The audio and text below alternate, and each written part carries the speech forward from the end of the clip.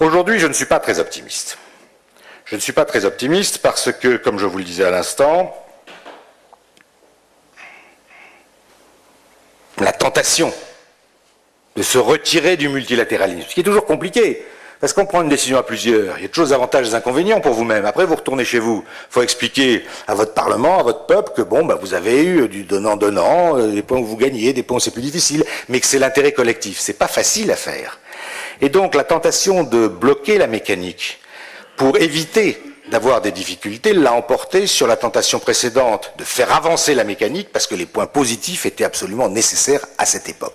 Et c'est sans doute le G20 qui s'est tenu à Londres au printemps 2009 qui a été le plus décisif, celui où les ressources du FMI ont été triplées sous la présidence de Gordon Brown et qui a vraiment donné le signal au monde qu'il y avait un pilote dans l'avion, qu'on allait sortir de la crise et qui, de mon point de vue, a été le tournant où on a évité le grand plongeon qui aurait pu avoir lieu. J'ai dit un pilote dans l'avion, c'est vraiment l'expression. Les marchés, les opérateurs, les chefs d'entreprise, les consommateurs ont besoin de penser qu'il y a effectivement un pilote dans l'avion. Aujourd'hui, on manque de pilotes au niveau mondial, au niveau européen, je le disais tout à l'heure, et donc je ne suis pas très optimiste.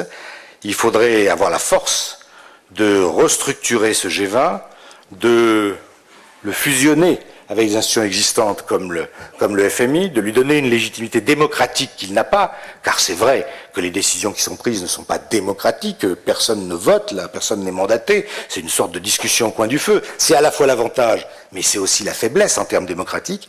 Il faudrait donc refondre de façon plus démocratique ce système, mais personne ne semble aujourd'hui en avoir la volonté. Il y a des propositions qui sont sur la table, j'en ai faites moi-même, mais je ne vois pas cela avancer, et donc ça nourrit de ma part un assez grand pessimisme sur la façon dont cette fin de crise, mais durable, longue, pénible, est en train d'être gérée.